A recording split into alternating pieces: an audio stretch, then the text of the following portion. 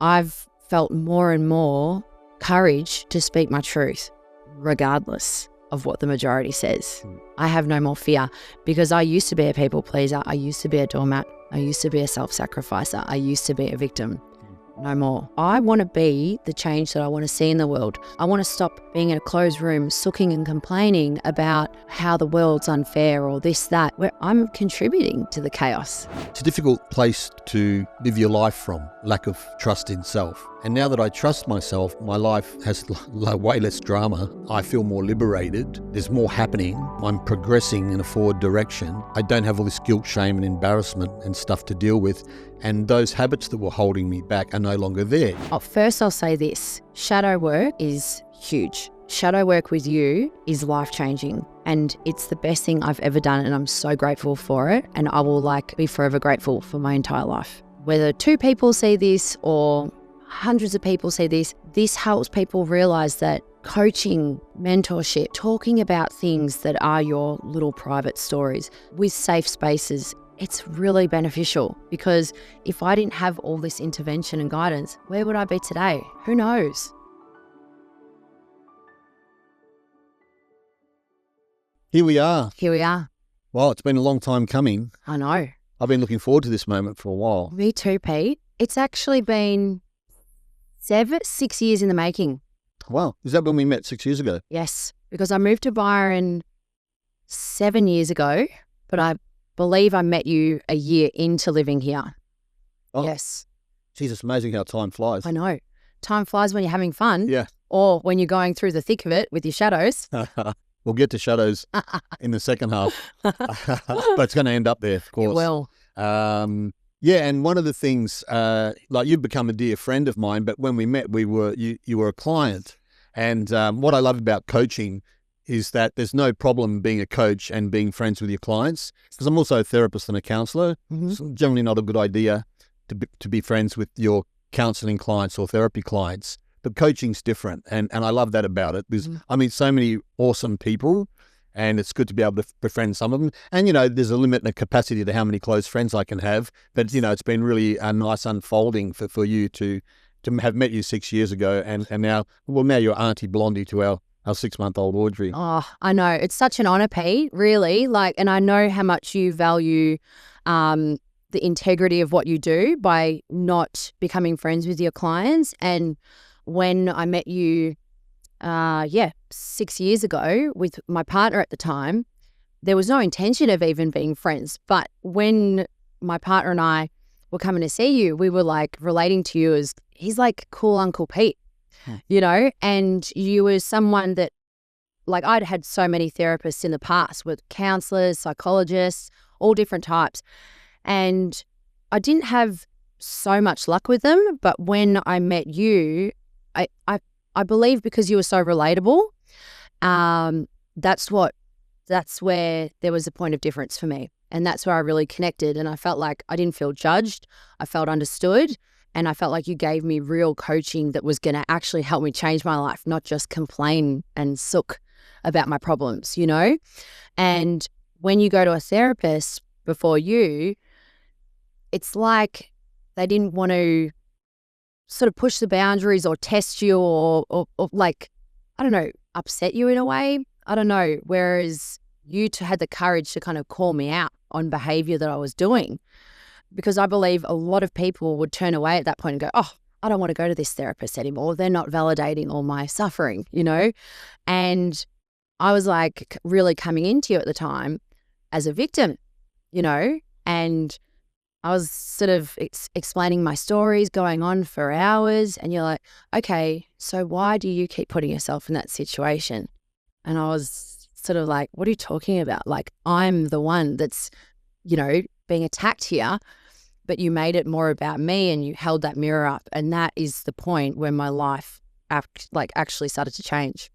Yeah, well, thanks for pointing it out. I think what you're pointing out there is the difference between what I generally do when I'm working with someone is hold them to account to being responsible for what they've created with their life. And sometimes people come in a victim mindset because they're in a crisis and they wanted me to validate their sad story.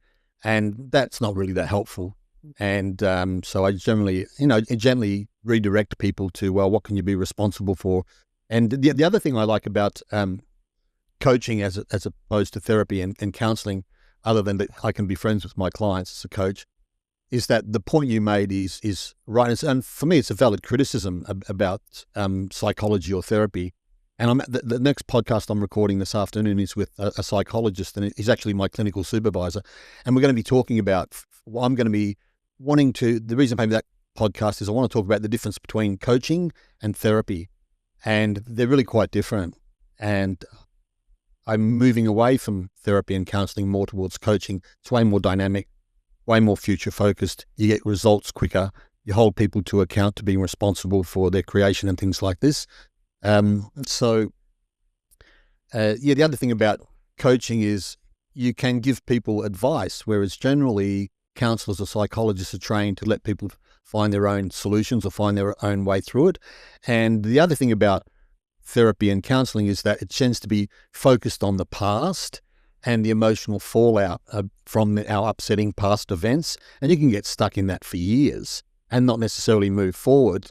And that's all valid stuff, but it doesn't have the same, it doesn't move the needle forward like coaching does. So yes, I met you as a therapy client, but you've become a coaching client. Yes. And I think the biggest transformation, well, from my perspective, has come since you took on the coaching and looking at the shadow stuff. Totally. Yes. And before in the car when you picked me up, I was like, I consider myself so lucky that we did become friends as well as coaching. First, it started off as coaching, and then we sort of became friends. My ex-partner, you and I, Beck, and now beautiful baby Audrey. But it was through the coaching, the friendship, the milestone. Like every year, I was sort of growing more and more and more, and it got to the point June last year, I believe, where you said, Blondie, I think it's time to do the shadow course. And I thought, yes, it is. I feel ready, because if you came to me 6 years ago with that, I don't think I would have been totally ready, because it's like, I think of it as like the Matrix, when they're just like starting to wake Neo up and they plug him in and they're like, he's flatlining. It's too much for him. He's going to pop. And Morpheus is like, no, he's the one. He can handle it.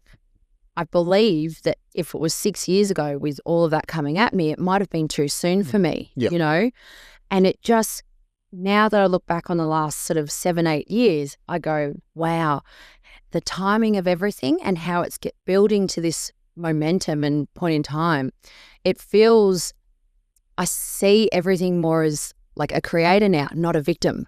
Oh, yeah. But I have been in victim majority of my life. And so it's, being recommended to come see you 6 years ago, becoming your friend, becoming a part of the family, and then doing the shadow course. Like, I'm just so grateful, really. It's completely changed my life. No, thank you for saying so. Oh. And that's what I'm witnessing too. And so, I mean, that's congruent with how I perceive you now. And look, you were already awesome when I met you, but there were things you were struggling with. There were parts of your life that weren't working. In terms of, the path, the 6-year path that you took, I agree with you. I don't think when I first met you, I didn't think that you were ready to do a deep dive into your shadow. Because if we've got unresolved traumas and things from our childhood that really are occupying a lot of our bandwidth, it's best to deal with those first. Yes. In a more of a therapeutic context, because they can be barriers, to looking at your shadow. Shadow work's kind of, I think, the last thing you come to after you've done a lot of other healing work. Yes. So, okay, now I'm strong enough and ready enough to be really honest with myself. Yes. And look at those parts of myself that I've been ignoring or avoiding most of my life. So that's the journey you're on the last 12 months. But before we get too deep into it, I want to introduce you because, so you're a DJ. I'm a DJ. And you've been a DJ for a long time. And your DJ name is Blondie. I more often than not, I think I refer to you as Alicia. Yes. But I know you depends what mood I'm in. Exactly. And but your DJ name's Blondie. Yes. And I think there's been a few iterations of that. You've been around for quite a long time. Yes. I see on social media you've got quite a strong following. You play some of the bigger clubs down in Melbourne. So just give us a little bit of background about how you got into music, how you got into DJing, what that journey's been like and where you're heading. Okay. Yes. Glass of water first. Yeah. 17 years ago, I started DJing, and I was working in nightclubs behind the bar, just observing. The DJs back then were quite, they weren't really getting involved with the crowd. They were just kind of head down, more about the music, And I thought, wow, that's so cool. I want to do this. I'd be way more entertaining, And anyway, I went to a few parties and asked these guys to teach me how to DJ, and they said, it's too hard, And me being a Capricorn and determined, I was like, I'm going to do this.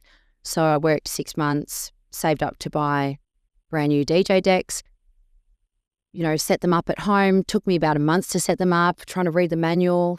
And I, played in front of my mum and dad and my dog for 6 months, saying, I've just learned a new trick, come watch me, And I was not a child. I was like 18, 19 doing this, But mum and dad said, we've never seen you so focused and excited on something. So back then, a lot of people were kind of discouraged for becoming a DJ, whereas my parents were like, go for it. If you want to do this, you go for it. We back you, we believe in you. So I just went for it. There was no stopping me. And I came up with the name Some Blonde DJ at that point because someone said to me, your DJ name should be to do with being blonde. And I said, why would I want to draw attention to being blonde? Everyone's just going to be like, she's some dumb blonde DJ.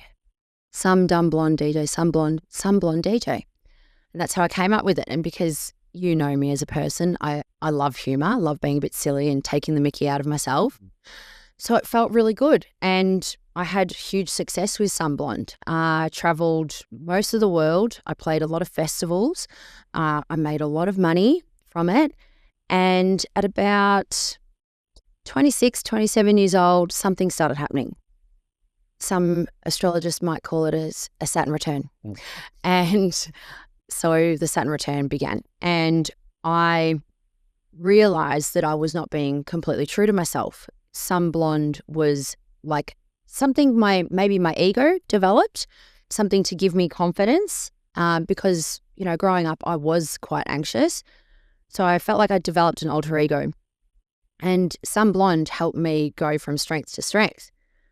But then at about 27, it was like, I don't feel authentic. I don't feel true. And I just almost self-sabotage my own career, getting into relationships and focusing on the relationship more than the career. And I was very kind of a bit lost and confused.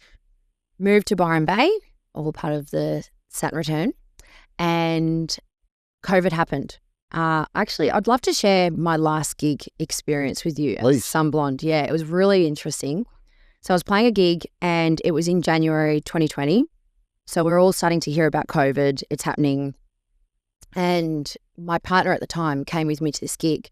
And I had been saying for about 2 years, I'm over Some Blonde. I don't want to do it anymore. But the money was too good to just give it up kind of thing.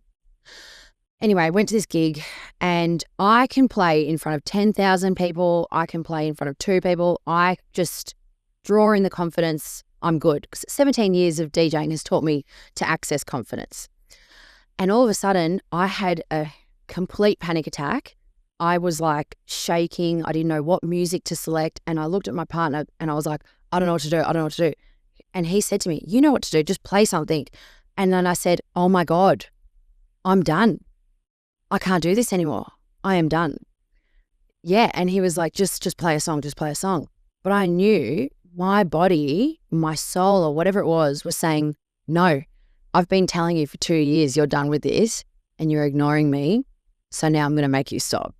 And I just completely was like froze. And I have not done a Some Blonde gig ever since that day. Did you complete that gig? I did. Okay, and wow. It took 15 minutes and it was very awkward. I could sense everyone was like, that was kind of crap. And I'm like, yeah, it was, And anyway, so then I came up with a new name that was just like a bit of a temporary thing. Does that rain too much? Keep going. We'll See? Weeded it out. Yeah. And so I came up with the name Blondie Lee, which my nickname was always Blondie. That's how I came up with Sunblonde. And Lee was a nickname from when I was a child. So it was kind of just, I don't know, incorporating. A bit more authentic. Yeah, this was my next layer of, reaching authenticity. And that was really good for the last 4 years or so in Byron, playing a lot of private parties while COVID shut down nightclubs, festivals, So I had some good success with that. And then in the last year, I was like, okay, there's still more. There's still more to be doing, and Sunblonde was great for its time. Blondie was great for its time. But now I feel the journey that I've been on, me being able to access complete authenticity, I'm ready to birth one more DJ kind of legacy passion project. And I have no attachment to how it goes, because all I want from this is to just go to look back at my life and go, I did what was completely authentic to me. I was not swayed by what was viral, what's trending, what management told me to do or be. I just said, I don't care what anyone's saying. I'm going to do me. I'm doing what I want. And that is very significant to me as a person, because that's what the journey I've been on. I haven't been very true to myself. So this just happens to be a career, but it's so much more than that for me. It's proving to myself, that I can be true to myself. I can be authentic. And no matter what external forces come at me, doubt, fear and comparison, I'm like, no, I'm staying true. And that's that. Awesome. There you go. I love that. Thanks for giving the background. It's a big background. Yeah, it wasn't too long, but it was significant in that. So you had this, what you call an alter ego, some blonde DJ. Yes. And I call that a persona, which is what Carl Jung calls it. Yes. So the persona is like our social mask that we wear in public to give off a good impression. Everyone has a persona. I've got mine on at the moment. Yes. And so you created this persona of some blonde DJ, and it was successful. But it was to mask some insecurities and things about you from your history or historical things. You said you were quite anxious or nervous, and that probably we know that's got some family of origin kind of trauma background to it.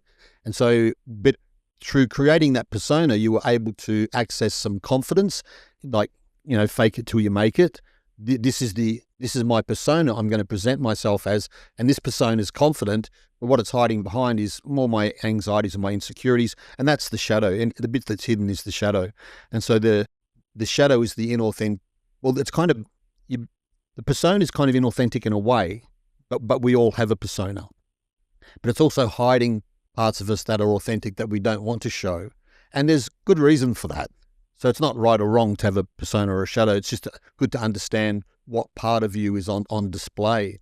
And so you had this persona, some blonde DJ, and that's when I met you. Were you still some blonde DJ, or had you become Blondie Lee? Just the end. Right. Yeah. I was still doing it, but I was outgrowing it. And I remember when I first met you, I'm like, wow, like this person's like projection of their persona is like over the top, like really charming and charismatic and very high energy. But I was almost like pushed back by it. And I'm like, okay. And because I've been doing shadow work, I'm like, I wonder what's behind this. And I became curious about what's behind this. And this is how I look at everybody, like what's behind the facade that they're showing me. And then, people can ask what's behind my facade, and I'm happy to reveal that. And so I know, and then I noticed over the 6 years that I've known you, when we've even had some conversations about it, I'm like, is that the real you, or is that, something you're putting on because it's serving you? And then it's not necessarily that it's inauthentic, but you got to this point where you had this gig and you're like, I can't do this anymore. This is too much of a persona. It's not incongruent with who I really feel myself to be on the inside. Yes. And you see this on social media a lot, Instagram and these social media platforms where people are really projecting like their perfect persona, this perfect version of themselves. And they do that for all sorts of reasons, maybe to monetize it. Maybe that's who they think they are. Maybe they just want a lot of likes and deep down they feel a little bit insecure. So that's a persona, that's an alter ego. You then went to Blondie Lee, more authentic, less made up pretense. And now you're saying you're even ready to let go of Blondie Lee and you're becoming this third iteration of yourself. Yes. And so, and interestingly, in that journey, you've been doing shadow work. And so the shadow is what's behind the persona. And because you've been looking at and embracing your shadow, that now informs you that the authentic me is that I'm both of these. I'm both my personas, but also the shadows that I hide. And so now this new version of you that's going to be more authentic is going to have a lot more of your shadow. So it's going to be a more complete, authentic version of you. You've shared a little bit about me what that mission is and what that looks like. I'm really excited to see you burst out of your full authenticity. Oh, thanks, Pete. Me too. Yeah. I feel, going on the winning formula, the social mask, majority of my life, I was so anxious, so insecure, but I acted like I was so confident. I'm so okay. And through my DJing, I definitely did that. And I caught myself in so many moments being inauthentic on social media. And it was about 24 years old. There was a trend going around or something like that. Oh, yeah, I don't know. Things like Netflix and chill, right? Remember that? Netflix and chill. And I was doing photo shoots of me at home, hair and makeup with the photographer, and doing things like sitting on my bed, eating Maltesers. I didn't eat the Maltesers and I wasn't watching Netflix, but we were trying to capture moments that was trending and viral on social media and mimicking those moments to post on your socials. And no discredit to me at that point or the photographer, because we were just doing what we thought is what you do. And then you have a moment as you get older and you go, that's not authentic. It's not true. What am I doing here?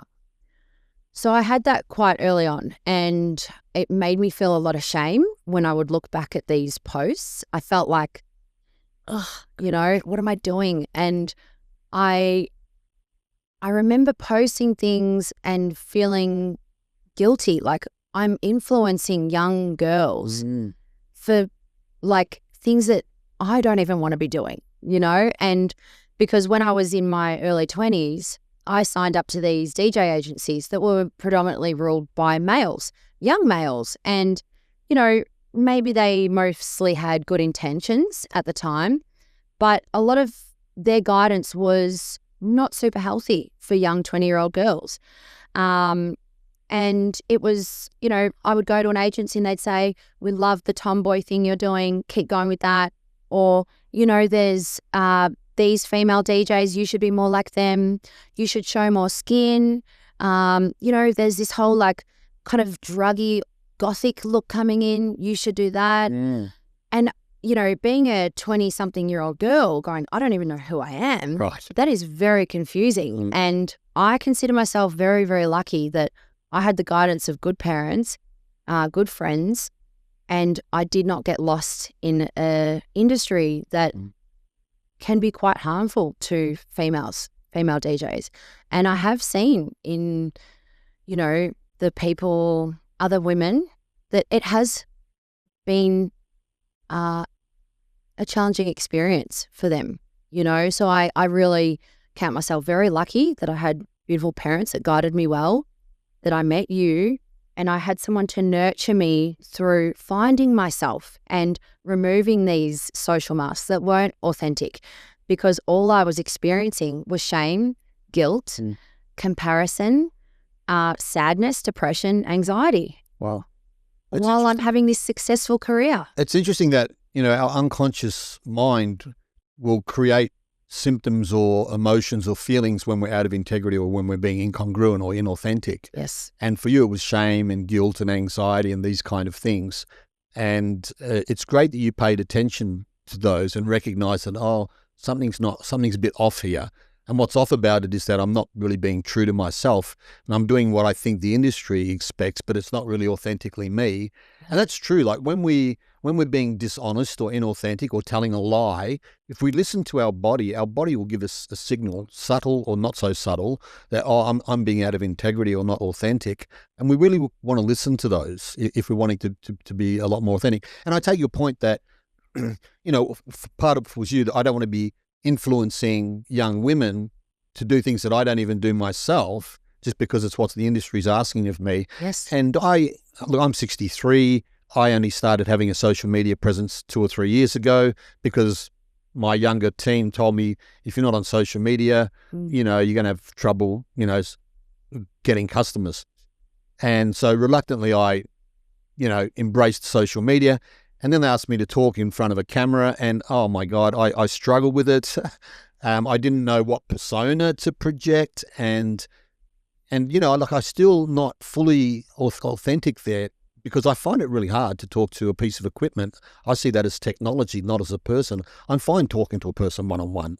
I'm in my element at that, but it's very hard for me to look at a camera and go, oh, that's a person. And so I create this weird persona. When I look back at some of it, I'm like, oh, that's a bit off. That's not really me.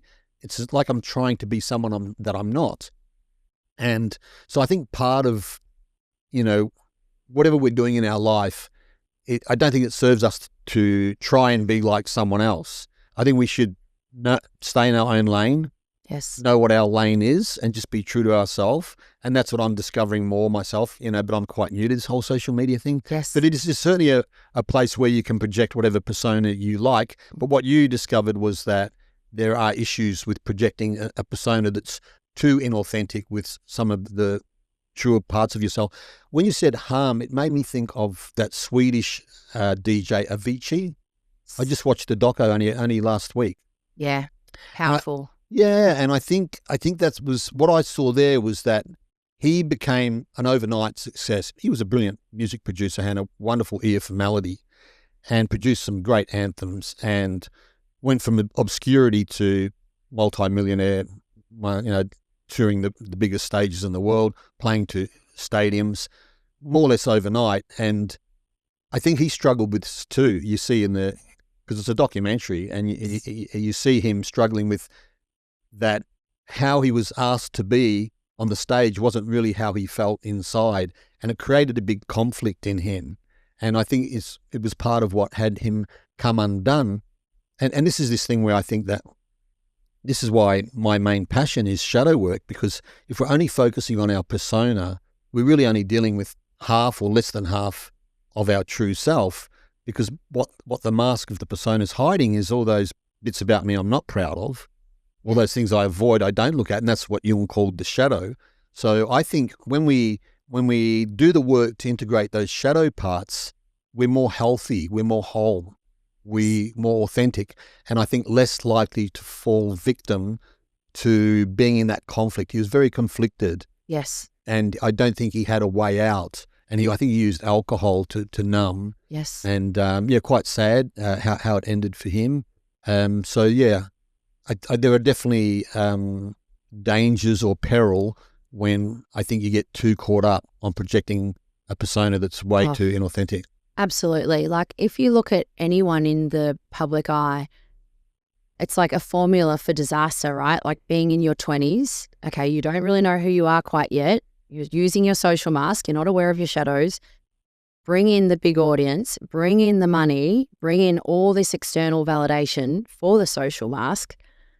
But that's like a recipe for disaster, and it's something that I saw throughout my career with female DJs, other male DJs, people getting caught up with substance. And I just feel like there was like a guardian angel guiding me through every step of the way. I can pick up key moments where it could have been like a sliding door moment, where it could have gone not so well. And I saw other people make decisions that compromised their life, and I've learnt from their struggles to not go down that path, not go down this path. And so I was very lucky. And I really believe because I was quite successful at Sunblonde, but I really believe there was something, whether it was my soul sabotaging myself, that stopped my success. Because if I became truly successful and went like to the top, I don't know how I'd be today. You know what I mean? Because that would not have worked for me. So what worked for me is the last 6 years of this journey where I've done the work, I'm doing therapy, healing, and now I feel more authentic than I've ever been. I now feel older. I am ready to pursue music, and not just to be famous, but to do it through purpose. My purpose is to raise the vibration and frequency of humanity through music and dance. You know, before it was just, I just want to be in center stage and have a ball, you know, but now I see that there's more to this, and I feel like I'm more armed and ready than ever to navigate all the complexities of the industry, of this world, of this human experience. So I consider myself very lucky, and it's something I'm very grateful for, because I see things like Avicii and so many other people, I won't name names, but really sad stories in the DJ world. You know, it's heartbreaking, and I hope, whether 2 people see this or hundreds of people see this, that this helps people realize that coaching, mentorship, you know, talking about things that are your little private stories with safe spaces, it's really beneficial, you know, because if I didn't have all this intervention and guidance, where would I be today? Who knows? So you were open to, well, first of all, you got a signal from deep within you, or, you know, you say guardian angels may be external to you, or maybe that's just your higher self talking to you. But part of you said to another part of you, hey, be careful this road that you're going down. You don't know where that road ends. Yes. And, you know, the problem with, I think, if you create too inauthentic a persona and then that's successful, that success reinforces the persona. Yes. So you double down and make it maybe even more inauthentic. Next thing, you're creating a version of yourself that is so far removed from who you really are that you start to, you know, like become lost in like, where's the real me?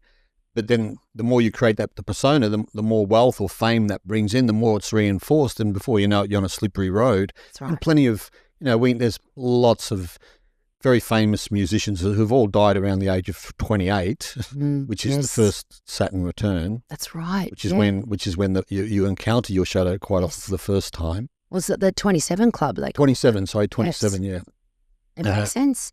Yeah. Pause. Pause. I'm so glad that you need to pause sometimes. Sometimes I'll be talking and I'll be like, it's like a switch just went off. What was I saying? So it's not just me. No, it's not just you. And even doing a podcast, to me, Yes. I'm still, even doing a podcast, I'm still not fully authentic because I'm aware that the conversation's being recorded and it's going out to an unknown audience. And so even that feels a little bit removed for me. So it's almost like I've got to completely block out that I'm doing a podcast and I'm just here having a conversation with a friend. Yes. But it still creeps in a little. Totally. Yeah. I think the more that you do it, and I reckon Joe Rogan's nailed it with they just let it go for, 3-4 hours or whatever. Yeah. Because I think they start to forget about it. Yes. Yeah. You know? Yeah. Yeah. Interesting. On Joe Rogan, I was thinking about this morning, even asking myself, why am I even doing a podcast?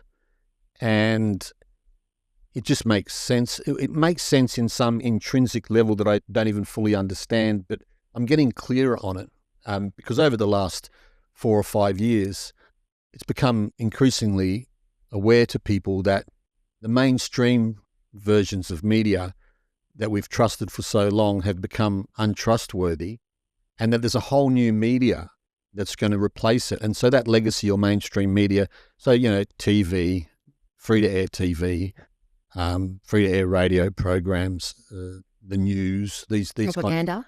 Well, I think I exactly right, because the media is too closely linked to the government and big corporations, so they can be bought and sold. And before you know it, you're actually getting propaganda. You're not getting authenticity, and that's become really clear over the last 4 or 5 years. And so people's faith and trust in the mainstream media is at all-time low, and plenty of people are predicting that that's the end of mainstream media. What do we replace it with? Well, welcome the internet, welcome social media. And Elon Musk is saying this, and I agree with him, that the new media is social media. That it's just regular people podcasting. And so you've got Tucker Carlson, Joe Rogan, Lex Friedman, Chris Williamson, Patrick Bet-David, and a whole bunch of other people that are all, podcasting. Then you've got X, which used to be Twitter, the only really uncensored free speech platform. Elon paid $20 billion too much for it, but he knew that he had to do that to save free speech.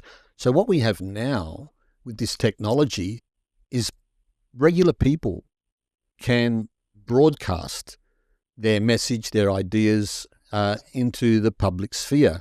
There's no barrier. You don't have to own a television station. That was the barrier. Television stations cost hundreds of millions of dollars, mostly because of advertising and all the rest of it. So only people who are already really wealthy can own those kind of medias. It cost me $10,000 to set up this podcast studio. And, I don't know how big my audience is going to get. I'm not really attached to that.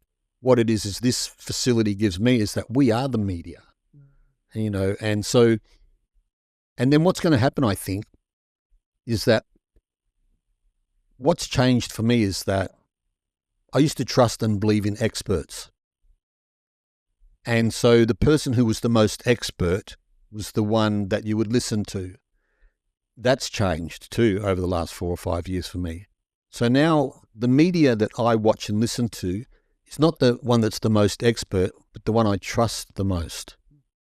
So I think people, consumers of media, are going to switch from believing and putting their faith in experts to really tuning into what are the channels, what are the media that I want to listen to that I trust. And so the most trustworthy sources of media, I think, will become the most popular. And this is where I think people like Joe Rogan and Tucker Carlson shine. Like, there's just something so relatable about them. They're not out there pretending they know anything. They're happy to laugh at themselves. They're more just asking questions and, presenting authentic points of view. They're not claiming to be right about anything. And I trust those sources of media, so they're the ones I listen to. Yes. And the same with X. Like, I don't necessarily trust, Facebook, Instagram, these other ones that have had censorship and CIA agents in there telling them what they can or can't say. So there's a new media. Yes. It's not new now, but for me it's new. And this is where we're going. And I think podcasts are going to become a bigger and bigger thing. And so I've got things to say, and there may be people who want to hear what I have to say, and maybe not. It's not really about that for me. For me, it's about self-expression.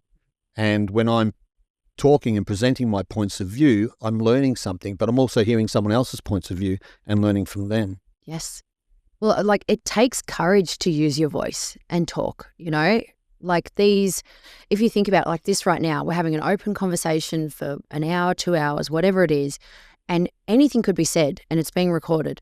In the media, they're being given their scripts and this is all they're allowed to say, so it's it's scripted, right? But what I'm learning is, out of all the people that I follow on social media or you or family, friends, I've kind of come up with this analogy where it's like I'm carrying a backpack, and I you are someone that I'm not going to say look up to, right? Because we've got rid of that. We don't look up to people. It's eye level. But you're someone that I really resonate with, and I'm really interested in hearing what your opinion is on things. And there's things that you'll say and I go, that's going in the backpack. But then there's something you might say that I go, that doesn't resonate for me. That doesn't feel aligned with me. Yeah. I'm going to leave that one out of the backpack. Sweet. Then there'll be something that Elon Musk says and I'm like, oh, yeah, that feels true. I'm getting that authentic feel. That goes in. Then there'll be other things I'm like, no, I'm leaving that out. So I think it's not about trusting every single thing this person says. Yeah. It's about building trust within yourself and your own intuition to know what's true for you or what's not so true for you. Because I believe, you said this a year ago, but we're in the age of psychological warfare. And knowing what or who to trust, it's almost impossible. We're better putting our focus in how can I build the most trust within me to choose what works for me, what doesn't. And so for the first time in my life, I'm starting to feel the confidence to speak my truth, to jump on this podcast. I've been asked to do many podcasts and I have not done it because what I was putting out there was the mask of, I'm not going to put a foot wrong. I'm perfect and I don't ruffle feathers. No pressure. No pressure.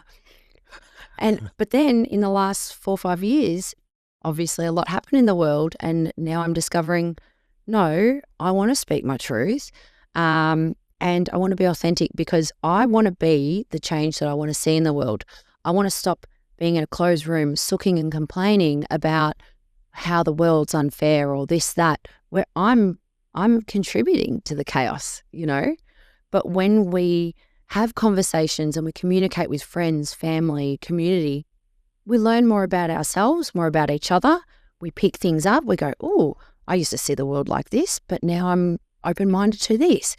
And I think open conversation has been discouraged through media because you would be shamed for saying, opinions that went against the grain or, I've always been a bit of a black sheep in my family, in my school. And I would stay silent a lot of the time when it had too much public eye on it. And, I don't know how we can get here, but say COVID, I found myself to be quite vocal about it. And I got shamed from a lot of family, a lot of friends for it. I was labelled a conspiracy theorist. I was labelled insane. And I just couldn't believe that those comments coming to me. I'm thinking, wow, I'm questioning something that many people are. And for being a questioning mind, I'm being ridiculed for that. Hang on, what's going on here? This is not good. There is something bigger in the mix in humanity that's not working for humanity. And that's where, along with this, journey of all the therapy and the healing, I've felt more and more courage to speak my truth, regardless of what the majority says. I have no more fear because I used to be a people pleaser. I used to be a doormat. I used to be a self-sacrificer. I used to be a victim. No more. And that was because of the journey and because of the last 4 or 5 years since COVID, especially the last year and a half. I got tested and pushed so far that I don't know, I always say to friends worst year of my life, best year of my life. But it's like the people pleaser in me, the naive Blondie, the one can be pushed away. She's gone. Yeah. By force. I didn't choose because the universe or my soul was giving me the little tests, the little warnings over the last 15 years, but I ignored them, and then it just by force, I was like, oh my gosh, the people pleaser's gone. The one who stays silent, she's gone. And when I speak my truth, I would like to have the respect to be heard. And I would equally like to respect when people are sharing an opinion that I don't agree with. Yeah. And I believe that when humanity can do that, the world's going to be a better place. Absolutely, I agree. I think that's where what the last 5 years have shown us is that if you had an alternate opinion to the mainstream narrative that was being promoted, then you were considered a conspiracy theorist and shut down and censored. So in other words, there's only one narrative that gets supported, and anything that's dissenting towards that gets shut down, deplatformed, demonetized, or in the case of England, jailed for your opinion. Scary. Yeah, and I like your analogy of the backpack, and that it's not that you need to trust the sources of the information so much, but to trust yourself that you can discern intuitively which bits of that information, which opinions. So you'll have your own opinions, and then you'll hear an opinion and go, actually, I prefer that opinion to the one I'm already holding. I'll take that opinion out. I'll replace it with this new opinion. And that's now become my new opinion. And this is how I operate. I'll have my opinions, and sometimes I'm attached to them. Yes. So these are the right opinions. I do too. Yeah. and then I hear something that's replaces that, and so I throw the old one out and, get an upgrade. Yeah. And so I take your point, and I think it's more accurate that it's about trusting self rather than trusting Joe Rogan or Tucker Carlson because they're trustworthy. Because then anybody can be corrupted, although I doubt those guys can be. Yes. But it's not like you want to put your trust outside of yourself. You want to put your trust in yourself. Yes. I should know that, Pete, because I did that my whole life. I put my trust in others. I didn't trust myself. I had huge mistrust in myself to the point where I would go to places that probably weren't managing my trust well, and that's where I kept becoming the victim because I'd put myself into situations where I would be taken advantage of, and then I'd be so hurt and upset and offended. And thanks to your coaching, I've realized I'm the common denominator here. I keep putting myself in these situations. I keep fooling myself, telling me that it's good, but it's not good, and, we've all got our childhood traumas. We've all got our conditioning, this, that.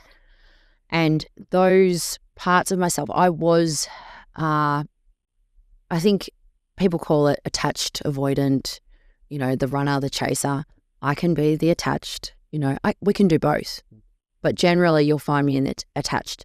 And it was through, like early childhood experiences that I was the one that was have to fix everything or don't upset this person, just make it all work. So I grew up kind of knowing that I don't matter, everyone else does. So help everyone else. And I, was kept falling into this trap of co-creating these unhealthy dynamics and then being the victim of being in these unhealthy dynamics. You know what I mean? So once I did the coaching, I now can see that by building this trust in myself and not just giving it away to anyone and everyone, all of a sudden I'm no longer a victim. All of a sudden I'm not in drama. What? What were the specific behaviors or habits that you were trafficking in or indulging in that were causing you to mistrust yourself? I think I sort of have always had that relationship with being a Capricorn. I am very determined and my purpose, my mission, my career is so important to me. But my conditioning is very that kind of codependent, sacrifice yourself and make it about the other person. Okay. Like your needs aren't important. It's more about them. So when you're doing that, you're not being authentically yourself. No. Because you're making your needs not important and your needs are important. That's right. So you're constructing a way of being that's not congruent with your true needs. So the moment you step out of being authentic and become the people pleaser, it's betraying some trust in yourself because you may not consciously know you're doing that, but unconsciously I'm not being true to myself because I'm not honoring my own needs. I'm putting other people first. And so at some level, you're not being true to yourself. Yes. And so therefore, also that I can't trust myself fully. Correct. Because I'm not being authentic. So one of the things is putting other people first. Yes. That you would do. What's some other habits or, behaviors that you indulged in that might have caused you to not trust yourself other than putting other people first? Like would you tell lies, for instance? Oh, yes. So if we're going into the shadow work, I can totally tell you some of my shadows. Well, yeah. Well, we'll call them shadows because they're shadows until you reveal them. That's right. And so what did you discover when you were doing shadow work about your inauthentic ways of being? Yes. That caused this mistrust of self? Well, I could lie a lot. I could. I loved white lies. They were my favorite back in the day. And it was actually very funny coaching that you gave me one day. A partner at the time who I was dating asked me a question and said, hey, I spoke to a friend and kind of set up a little friend date kind of thing for my partner. And because I was trying to help, you might call it a bit mothering, you know. You're trying to help your partner find a new partner? I was trying to help my partner have a friend. Okay. Not a romantic. not a romantic, Okay. just a friend, like a mate. Oh, yeah. Dudes, you know, a dude date. Gotcha. And anyway, I set it up, and my partner at the time said, hey, did you message this person and tell them, like, because they've messaged me and they want to hang out or whatever? And I was like, oh, no, I didn't do that. And I was like, you know, and he said, oh, okay, because that wouldn't make me feel good, you know. And I was like, no, I didn't, you know. Anyway, I came to your office because I knew I'd made a mistake. I knew I'd made a boo-boo. I said, Pete, this is what I did, but it's a white lie. I'm helping, right? It's nice. Mm. And you said, what do you want with your partner? What do you want your relationship to look like? And I go, I want it to be loving, trusting, kind, equality, authentic. And then you go, is lying a tool that's going to help achieve that? And I said, but it's a white lie. You said, it's still a lie. And then you're like, you know what you need to do? And I'm like, yeah, I know. And you said, you got to come clean. So I declared my baggage to my partner at the time and apologized. And I said, it wasn't okay. I lied to you. And he was amazing. He said, you know, I can see your heart was in the right place, but it doesn't make me feel good. You know, I know how hard that would have been for you to tell me. So I respect you and appreciate you for that. And that was a moment that we're not together, but I still respect him greatly. He was a beautiful part of my life. And that was a moment that was so healing for me because I realized that lying, being mischievous, being sneaky, manipulative, actually pushed me further from my goal in being close to my partner. And it was through being vulnerable and declaring my bullshit, he had more respect and more love for me. And that was the moment that I was like, oh, I might not have had this working so well, you know? And that was a moment that I really started to put the magnifying glass on my behavior in relationship. In specifically in terms of not being truthful. Totally. So have you become someone who's now truthful? Absolutely. Yeah. Yes. So I think it's the single best habit you can have in your life is to be honest at all times. That's right. At all times. And if you do tell a lie, because you know occasionally we may be tempted to, I think I've told one or two in the last 4 years that I can think of, catch them and clean it up straight away, like you did when you caught it yourself. I just reminded you of something you already knew. Yeah. Oh, I need to go clean this up. Yes. And when you clean it up, they are difficult conversations to have to clean up where you've been dishonest. Yes. But through doing that, through going through the discomfort of that conversation, you're reinforcing not lying. That's right. And so you want to reinforce the habits that you want. Yes. And so you've become more honest and more authentic. Yeah, which is who and what you really want to be. That's right.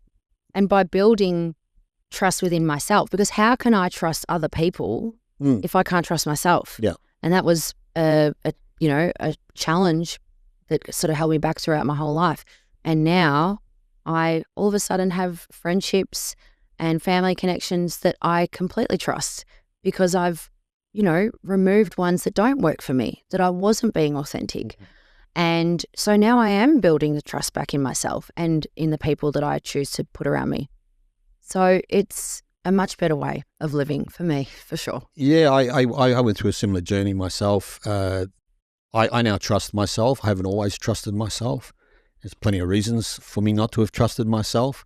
I don't think I'm intrinsically a bad person, but I've certainly indulged in behaviours that caused me to feel some shame, some guilt, some embarrassment, these kind of feelings, or certainly things I wanted to hide from other people. I would engage in habits or behaviours that I wanted to hide, and anything we want to hide is part of our shadow. And so I didn't trust myself because I knew I was doing those things, but I wasn't revealing them. And it's a difficult place to live your life from lack of trust in self. And now that I trust myself, my life has way less drama. I feel more liberated. There's more happening. I'm progressing in a forward direction. I don't have all this guilt, shame and embarrassment and stuff to deal with. And those habits that were holding me back are no longer there. You know, I share openly about my addictions. It's on my website. You can see what I was addicted to. And I've discovered that through revealing these aspects of my shadow and coming clean about where I've been being dishonest has been very liberating. But the surprise thing about it was that at the end of it, I didn't even know this prize was at the end, just through cleaning up all the places where I've been being dishonest with myself and with others. Where I end up in is a place of full self-trust. Yes. One of the, when I'm working with clients around this issue, I say make a list of all the things that you're doing in your life that cause you to not trust yourself. And when you ask them that question, they come up with a list. And it's not a list that they would show their mum or their partner, but they might show their therapist or their priest or their rabbi. And then maybe not even. Yeah, or not even, yeah. I sometimes see those lists. Yes. And so then it's right there in front of them. Oh, no wonder I don't trust myself. Look at all these things I'm doing. But not only that, other people pick up that in you, that you don't trust yourself, and then they're not going to trust you as much. And it's not always easy to see, you know, whether someone's trustworthy or not. But generally these days, if I get an inkling or an intuitive thing that someone's not trustworthy, I honor that intuition and I don't fully trust them. And so, and another tool that I suggest if people are wanting to fully trust themselves is this habit you want to declare to yourself, I'm 100% trustworthy. Just declare that as though it's already true. You're not lying, you're just making a declaration, I'm 100% trustworthy. The reason you make that declaration is because what's going to show up in real time is everywhere where you're not being that. That's right. Because you've made a declaration that I'm trustworthy. And then, you know, 2 hours later, you might notice you're about to tell a lie and you'll catch yourself because, oh, that's not consistent with my declaration. These little tools or coaching tips that I give people that if they're wanting to be 100% trusting in themselves, there's ways to create that. Yes, definitely. And it's like once you become aware of something, conscious of it, you can't turn that back off, you know? And that's one of those things. I pride myself so much on integrity now. Like I'll journal every morning, every night. I was in my integrity, because, and by doing that, I know in those moments through the day, if there's a moment, something comes up, I go, oh, no. I don't want to have to write in my diary that I wasn't in my integrity. So I'm holding myself to account on the daily, and I'm going to keep going with this journal. But I think at this point, I don't even need to. It's like a new pattern that's ingrained in me now. Yeah. But starting that new pattern was really challenging because it was sort of every couple of minutes, every 5 minutes, you want to, you know, you become very aware. But through having you as a coach and giving me these tools, you know, month to month, new bits, because life is just a constant journey. You never get, the day you stop learning is the day you die, you know. But with these tools, I believe I am now able to give myself, my life, the best chance that I've ever had. Yeah, I like that. One of the archetypes or shadows you talked about earlier was the people pleaser. You had a pretty strong people pleaser. She's strong. Yeah. She's very strong. She's not going anywhere. She's still there, but you've got your eye on her. Yes. Yeah, I had a huge people pleaser most of my life. I learned to put other people before myself. It's completely inauthentic, but I developed that because of my childhood. It's just what worked at the time. And there's a lot less of the people pleaser in me. It's still there. It sometimes pokes its head out and sometimes I fall for it. But I'm much better at managing that hidden part of myself. It's no longer hidden. Yes. There's another interesting archetype in there, and I think you mentioned the word fool. Yeah. So this is a tricky little part of the shadow because we can all be a fool. Can. Yeah, I mean, I had this conversation with a client recently in that he thought he was very clever and incapable of being fooled. And then I just pointed out one aspect in his life where he was fooling himself and he could barely be with it. And I said, you're not okay with the fact that you can be fooled. So you're not going to see the fool in you. Yes. because you don't want to be fooled. You see that as like the worst thing ever. Yeah. So you're very unlikely to see it. Nobody wants to think of themselves as a fool. And it's not that he was a fool, it's that he could be a fool. And he was being a fool in that moment. And I pointed it out where he was. And this is an interesting aspect. And, you know, you can look back now and I think you said, oh, I was fooling myself. So you now know that one part of your shadow is that you can be fooled. Oh, yeah. Now, that because you don't want to see the fool, you won't see it. And therefore you won't see when you're fooling yourself. But when you commit to seeing your shadows, all of them, even the fool, and you go, I want to know when I'm fooling myself. If you say that, I want to know when I'm fooling myself, that's going to show up. Okay. Because you want to see it. Yes, I do. Yeah. So I don't think you're fooling yourself about anything now. But the fool was only when I realised as of the last couple of months. Before, when I did my shadow work last year, I didn't know that the fool was in there as well. And they just keep revealing themselves, you know. But I like that tool, you know, show me where I'm fooling myself, you know. It's a good one. Yeah. Yeah.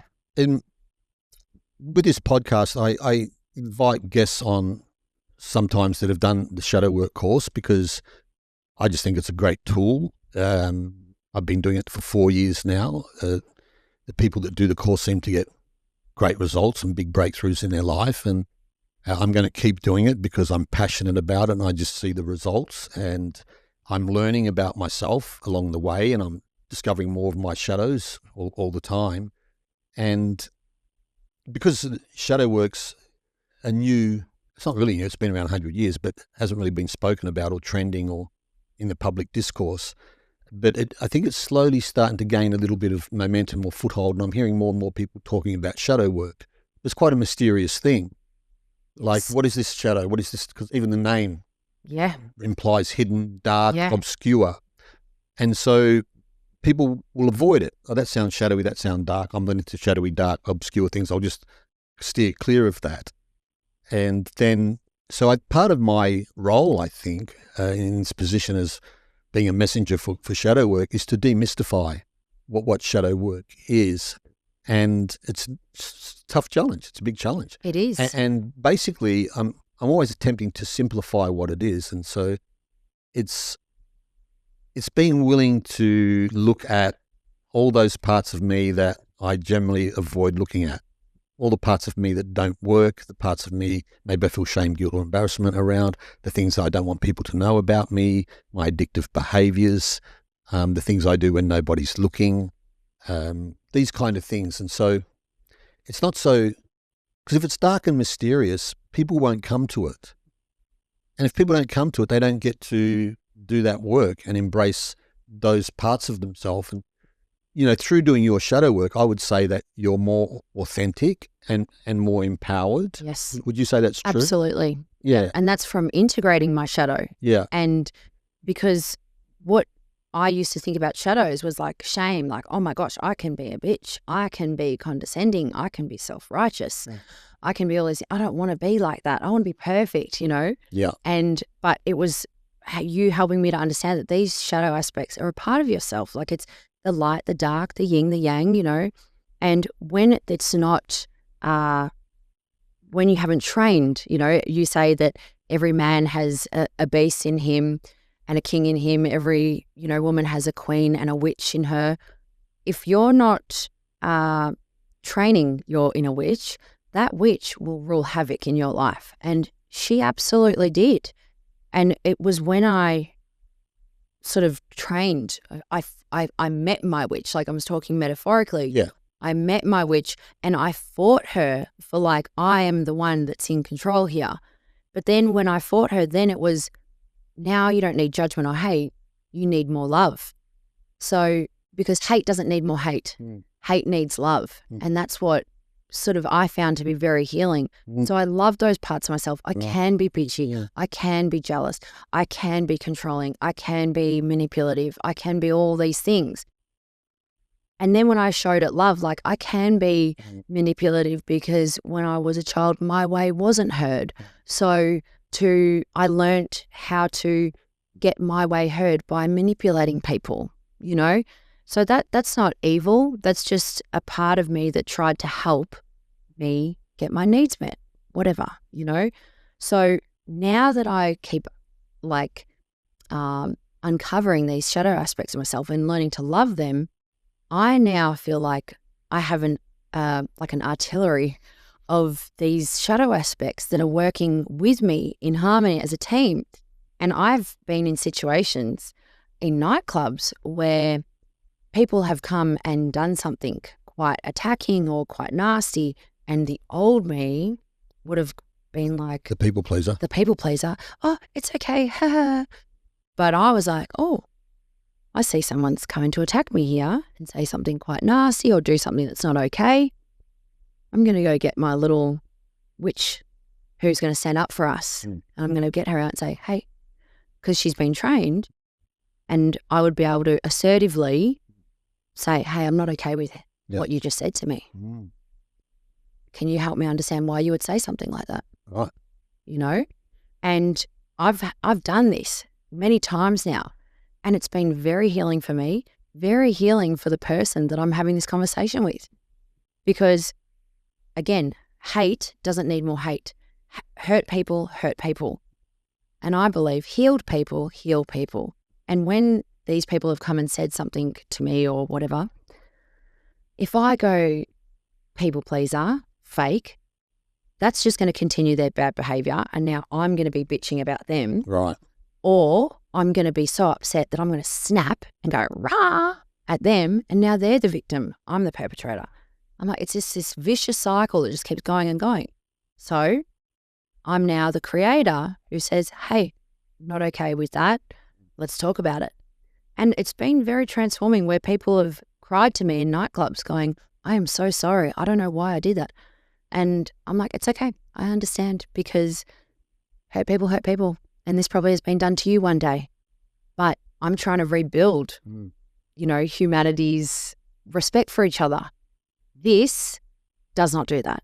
And I go, if you were in this situation, how would it make you feel? And they're like, horrible. And I'm like, has this been done to you before?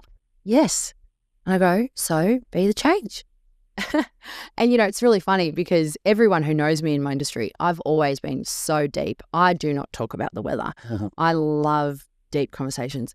And anyone that sees me these days, whether it's 2 a.m., 3 a.m., 6 a.m., and I'm driving, I'm like, if you sit next to me, get ready, because you're about to be preached. I'm about to tell you, you know, but I feel these conversations are more empowering and doing better for humanity than doing the bitchy stuff, talking about the negative stuff. You know, it doesn't work. And I see the worst of it in nightclubs. Yeah. I see the worst of it because in nightclubs, people they're tired from work, they're tired from relationships, they're tired from family things, whatever. They go to the nightclub to escape, to have, you know, substances, alcohol, whatever it is. They're escaping their reality.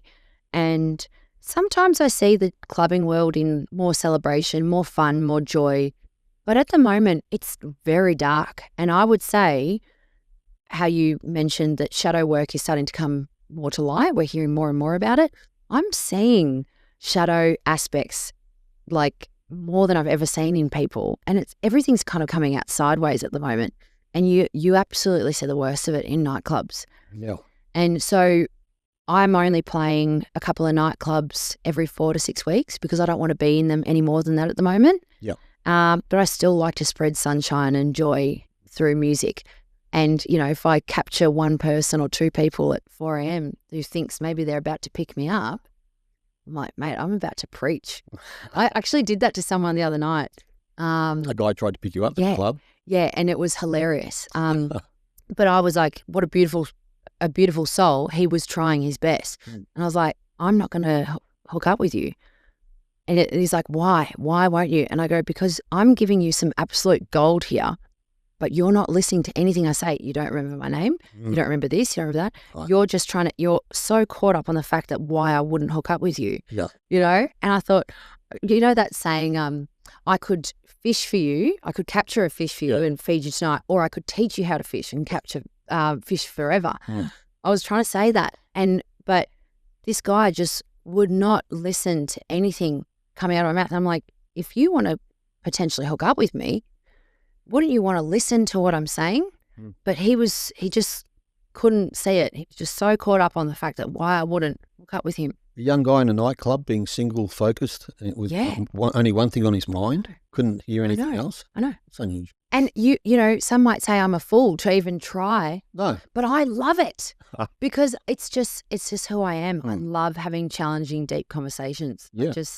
You're being real. Fun. Yeah, you're being straight with him. You weren't being the people pleaser, but you weren't being evasive. No. You were happy just to shine a bit of light. Yeah. But he was interested in one thing and not wanting you to enlighten him. Yes. At least not that way. That's right. But I also acknowledged him for being brave, for still, and I go, I've rejected you for 20 minutes now and you're still here. And he goes, I've never heard anyone communicate like you. I kind of want to hear what you're saying, Right. And so I was like, I think you're a legend. Go you. Like, there's not many 24, 25-year-olds that are going to do that at a nightclub. So, I don't want to be in nightclubs too much, but I do like going and challenging people a little bit. It's kind of fun. Sport. It's a bit of a sport. I feel like it's good for people. Yeah, I just want to roll back to the thing you said around you used to hate those parts of self when you first heard of shadow work. Oh, I can be manipulative, I can be bitchy, I can be a witch. Oh, I don't want that. And so the moment you don't want it, you're rejecting it or hating it. And so then you drive it deeper into the shadow so you can't see it. And what you've learned to do rather than is look at those parts of self and bring love or embrace them, own them. Like, no, these are parts of me. I'm not going to reject them. I'm going to confront them, as scary and uncomfortable as they are to first look at. And at first it can be a bit confronting. You don't want to see those parts in yourself. That's why you don't see them. Right. But you've learned that what works is if there's a part of yourself you don't want to look at, you're now like, oh no, I need to look at this part. Yeah. I need to own that it's true for me and bring love or embracing or integrating that part as part of me. And when I do that, you said I've got more to choose from and to better equipped. That's right. And I think that is the process. And that's what it is to integrate the shadow, is to take those parts of you that you hate or reject and embrace them because they are part of you. They're just parts that you're not owning.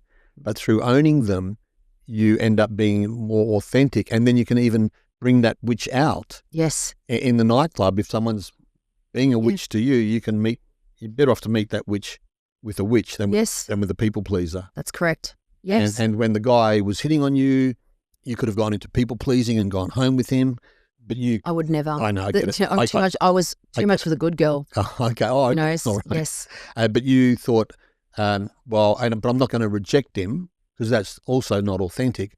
What I feel to do is acknowledge him for his courage of even approaching me, but then also just have an honest conversation as to why I'm not interested. Because he wasn't really interested in you per se. He was interested in aspects about you or probably he had a goal in mind. Yes, definitely. Yeah. And I felt like we both walked away from more from that conversation than me being a people pleaser or me going home, And so I believe having these conversations and being authentic is the answer to you having a better life, to your community having a better life. Staying silent, staying inauthentic, believe me, it does not work, It's looking at you now, it looks like it's been an easy process. Yes. Because you're glowing and you've dropped a lot of your charismatic kind of good girl mask. It's not there. You're way more authentic in how you present, but also in who you are. So it looks like it's been an easy process, but I cast my mind back just the last 12 months and on some of those calls, it's like a 3-month course, it's online, and some that you were quite confronted in some of those. Do you remember some of them? I think you were in tears a few times. Oh my God. Can you cast your mind back a little bit? Because I think for people interested in doing shadow work, I don't want to give the impression that it's necessarily easy or that it's necessarily hard. It is what it is, but from someone who's put themselves through that process, can you speak to what and when you were most confronted and what was going on and how you managed those parts of it? Yes. First I'll say this. Shadow work is huge. Shadow work with you was like so empowering. So like I would highly, and I'm not just saying this because you're my friend, but because of the journey I've been on with you, shadow work with you is life-changing, and it's the best thing I've ever done, and I'm so grateful for it, and I will like be forever grateful for my entire life. So let me just say, because you're very good at what you do, Pete. Thank you. That's not me fluffing your feathers. You are in your purpose. Yeah. You are absolutely in your purpose. I see that. So if I go back, I look at me now and I feel empowered. I feel like a queen. I'm proud of myself. I'm assertive. I'm kind. I'm loving. I am the best version of myself I have ever seen. Yeah. 6 months ago, I did not think this was ever possible. All I ever wanted was this. I would see in other women that I looked up to, like, I want to be like that, but that's not who I am. I'm a people pleaser. I'm this, I'm that. And now I go, oh my God, I did it, right? And, but I never thought this was possible. Now it makes so much sense. But June last year, I believe, when I was in that shadow course, I knew it was going to be huge. I knew it was going to be powerful. I didn't know it was going to be that massive. And it was, I say, the worst year of my life, the best year of my life. Yeah. And who I asked for a new life and I got one. And I didn't realize when you want a new life, your old one has to die. And every aspect of it died. Wow. And it was huge. And I remember we were sitting at the kitchen table at some point during the course. You said, Blondie, everything that you're going through, I have been through, except they all happened at different times. You're going through all of them all at once. And I was like, yeah. And you looked at me and said, I am so excited for you. What's coming? You're going to transform. This is massive. And that gave me complete confidence through the chaos, through the storm, because I respect you. I love you. You're a dear friend of mine. And when you said that, I was like, okay, it's going to get wobbly, but trust, this is going to be the best thing that ever happened to you. Sure enough, it was wobbly.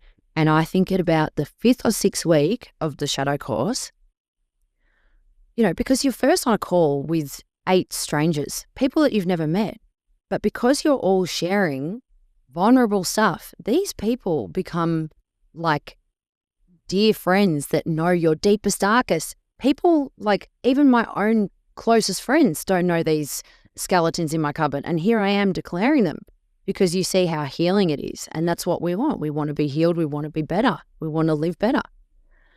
And about the 6th week, it's like reality dawned on me. And I realized that the life that I was living was completely inauthentic. And I had been manipulated a lot of my life and I wasn't aware of it. And in that 6th week, I became aware of it. And on that Zoom call, it's like I got unplugged from the matrix. It's like I've been getting manipulated my whole life. What? And it made me question everything, every single person, myself, my family, my friends, you, everyone. I started questioning everyone and everything, and like kind of questioning my reality. I felt insane. And I remember saying on the call, I was crying. I was a mess, you know. Perfect little Blondie was not there. She was in a dressing gown. She had a bun, like her hair was in a bun, and she looked crazy, right? And I was like, I feel crazy, you know, and you all just held such beautiful space for me, and you were all like, this is so liberating. This is so beautiful to be watching. We've got you, Blondie. We love you. You're okay. And you said that when you first realized that you've been manipulated a lot of your life, that it's pretty confronting. Yeah. And I would say, I knew I wasn't going to die, but I felt like I was going to die. I was like physically, emotionally, spiritually, mentally, I was like, it's like I've had this surface, like this anxiety in me my whole life that's just stayed there. And that was the root cause of everything. And I was like, I faced the fear and I felt like I was going to die. Yeah. And you said earlier that to become your authentic self, your inauthentic self had to die. Yes. So it feels like it feels like a death, and it is a death. It's a death of a part of you. You felt like a physical death. It was and you even felt like you were going to go crazy. Yes. I don't know if I said this to you, but I've said this to people before who say this to me when I'm working with them. I feel like I'm going crazy. Yeah. Now, one of the benefits of me being a nurse for 30 years and having worked in psychiatric intensive care, I know what going crazy looks like. So when someone tells me they think they're going crazy, I just look at them and go, sorry, you're not going crazy. I've seen crazy and it doesn't look like this. Yes. That's what people need to hear. Yes. Because they think they're going crazy. Oh. But I know what going crazy looks like, and it doesn't look like sitting there going, I think I'm going crazy. Yes. And so we need reassurance sometimes when we're disorientated and we're in the abyss and we're trying to find order in the chaos. Yes. Sometimes just someone saying it's not what it looks like. No, that's right. It's like I had complete trust in going into the depths of my own darkness. You had to. But every now and then I'm like, looking up at you like, am I good? And you're like, you're good. And I'm like, okay, keep going. Mm-hmm. And so, but that is not something that's why I say the shadow work, why in particular I would recommend that they work with you, is because you don't just force shadow work down anyone's faces. You got me ready for 6 years to the point, right? You knew, okay, I'm there. I could handle it because of the journey that you had taken me on, you know? But I absolutely felt insane because I thought, I've been a really good person my whole life. I've been so kind. I've been so sweet. I've given so much of myself, and I'm just getting walked all over, left, right, and center from all different directions, all at once. Like, why is this happening to me? What is going on? And when I faced my beast, it was by me not being authentic that was putting me in these situations that were causing me danger and harm. Yeah. Because I was fooling myself.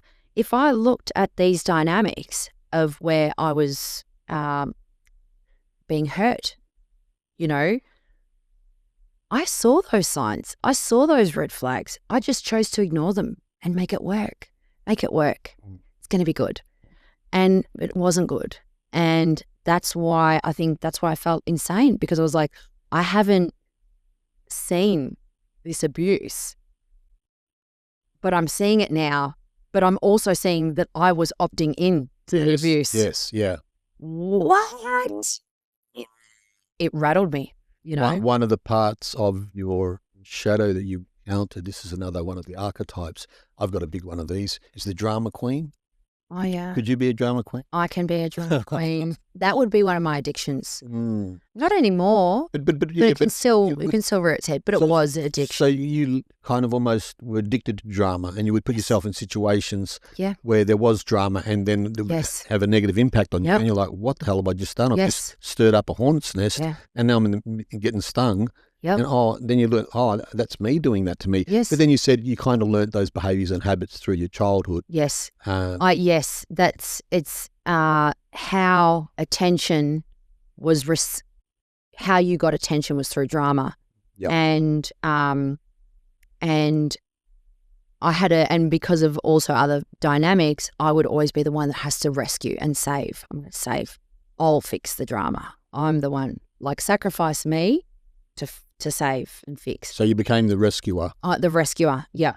And so drama would happen in a dynamic, and it was like, you know, people would talk to me because I've always been someone that people like to confide in, talk in, you know, and I love conversation, but I'll fix it. I'll save it. And everyone else is going, I'm going to stay quiet here. I'm going to stay quiet. And I'm like, no, but we've got to save, we've got to fix, and this is going to be okay.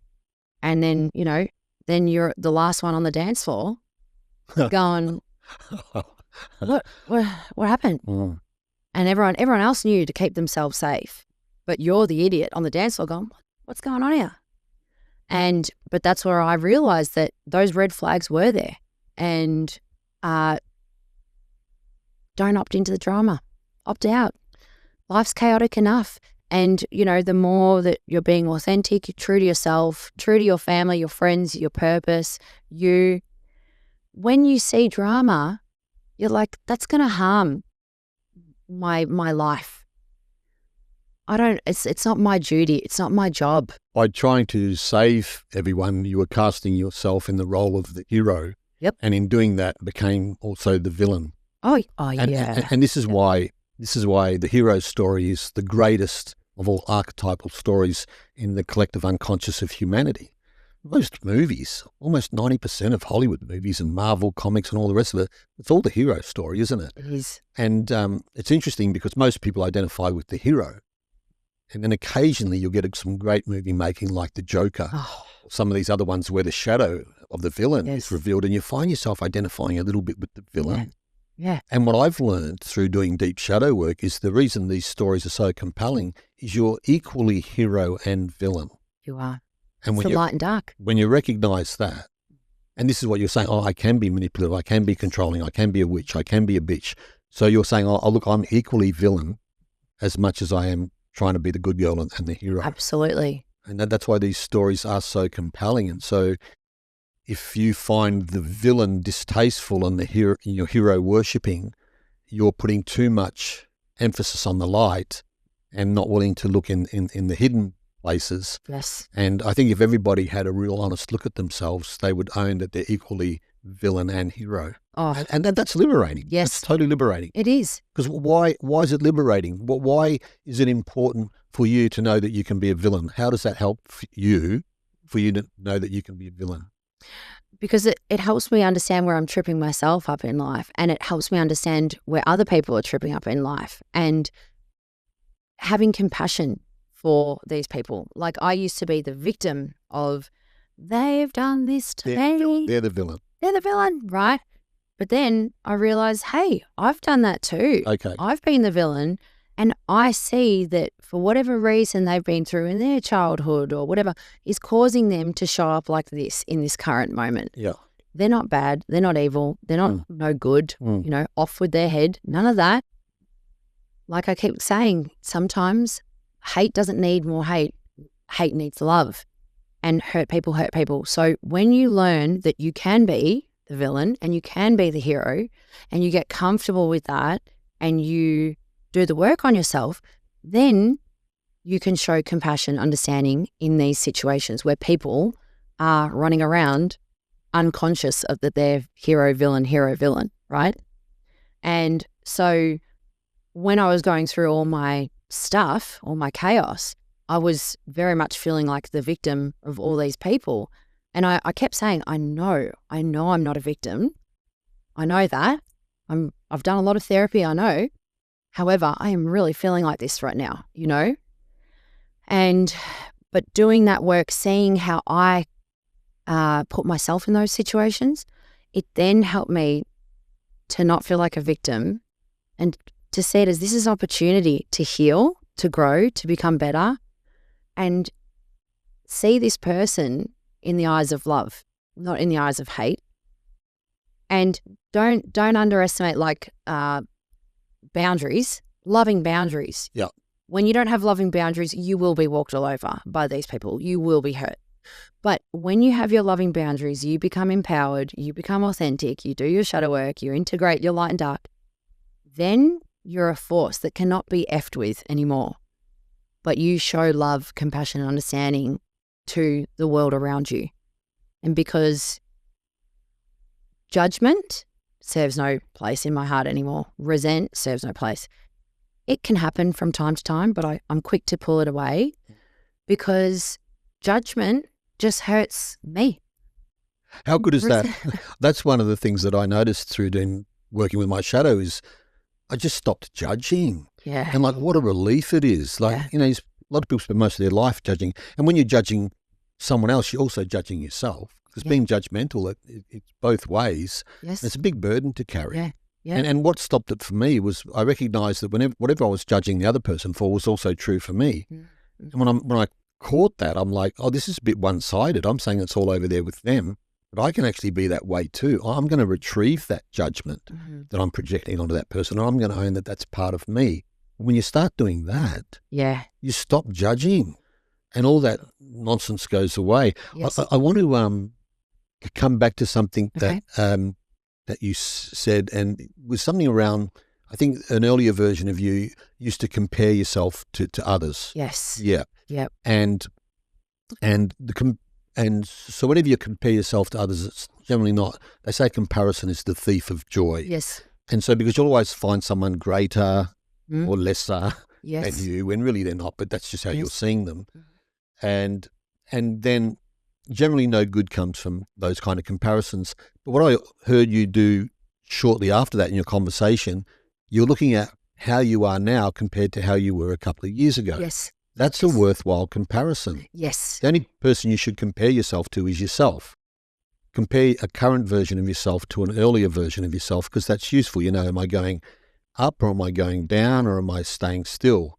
And so when you did that, you say, oh, wow, I'm in a much better space than I was last time. Yes.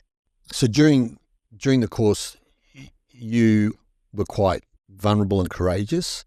And you said there's 8 people on the call, and you started to reveal deep secrets about yourself. And you thought you were going crazy.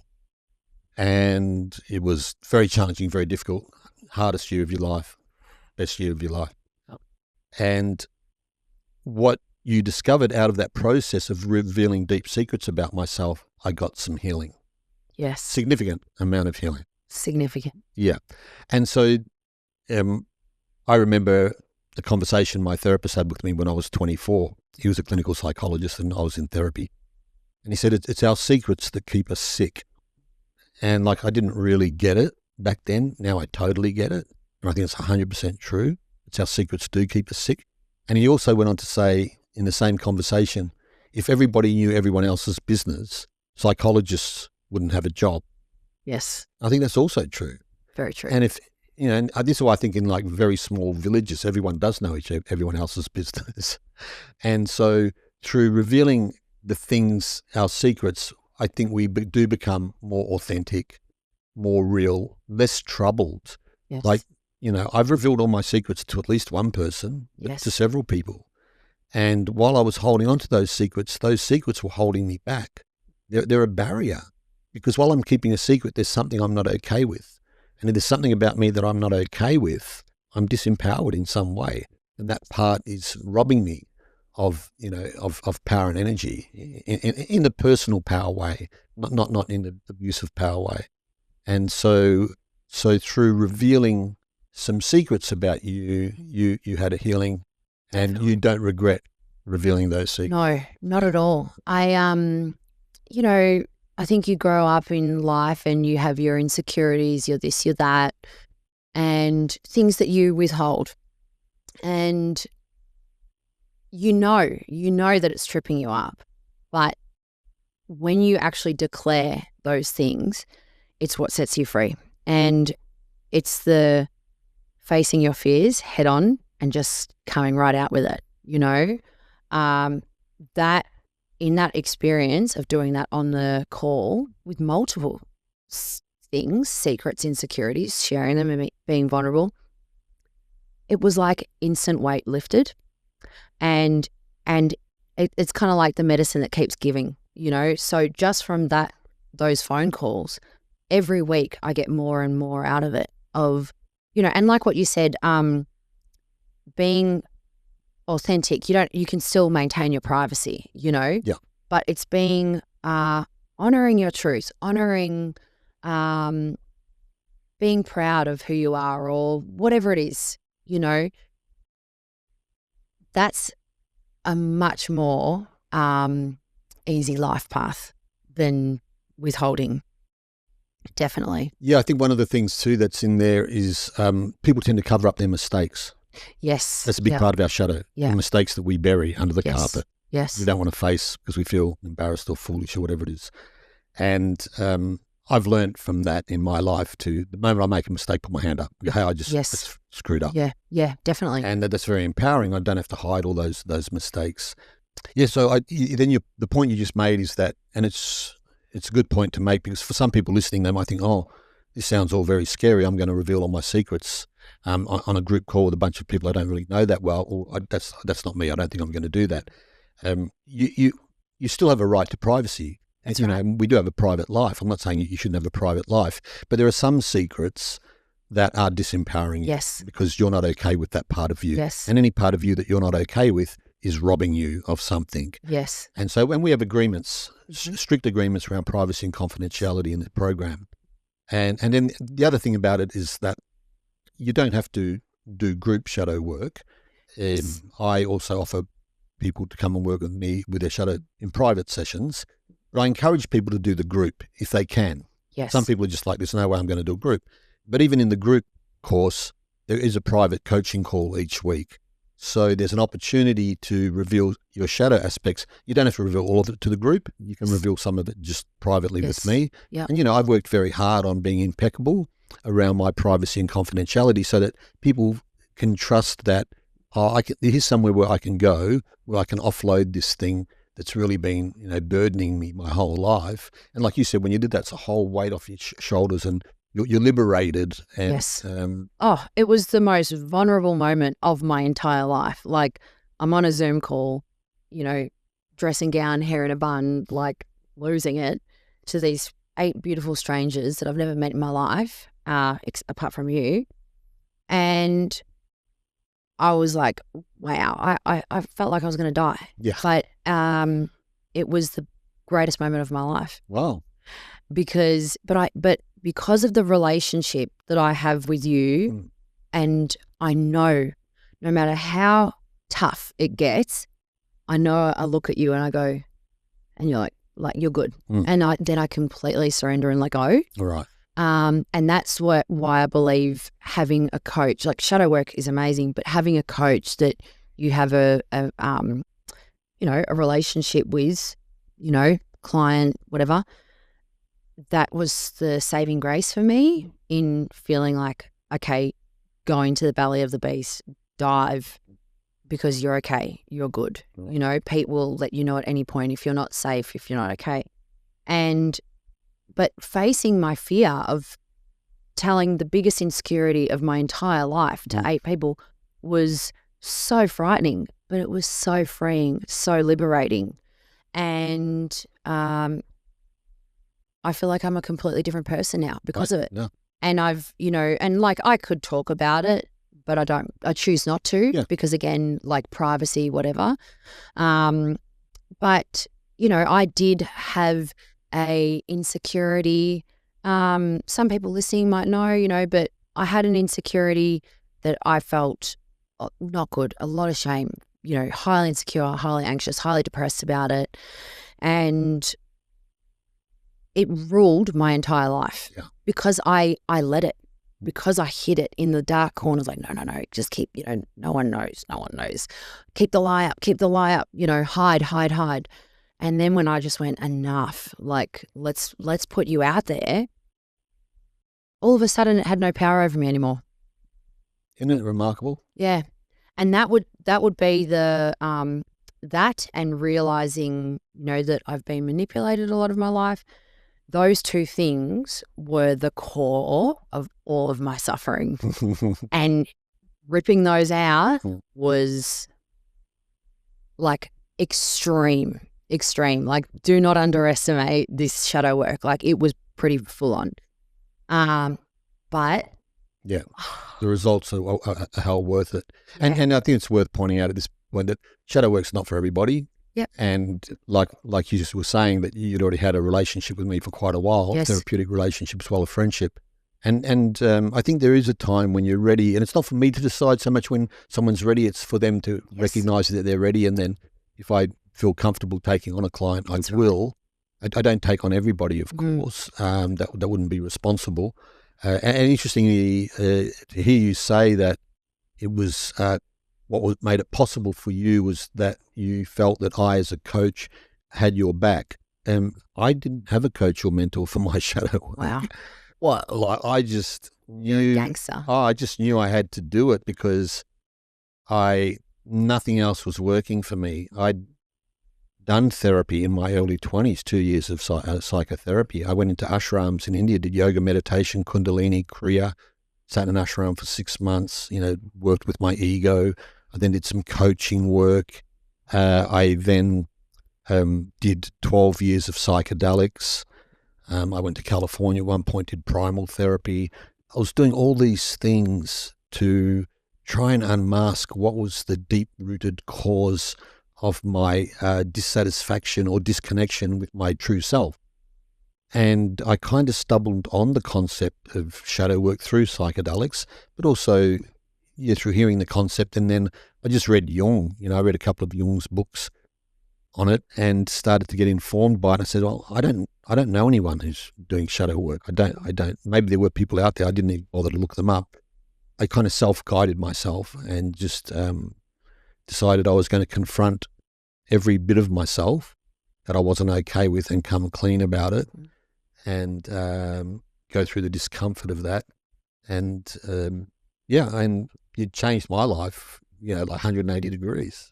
Yeah. And I see what it's done for you. And I really appreciate you coming on today and sharing that story, because I'm sure it was a very inspiring story. Thank you. And for people who are struggling, with all sorts of insecurities and addictions or, complexes or whatever they are, know that there's places to go where, you can be supported through that process of just being true with yourself. Yes.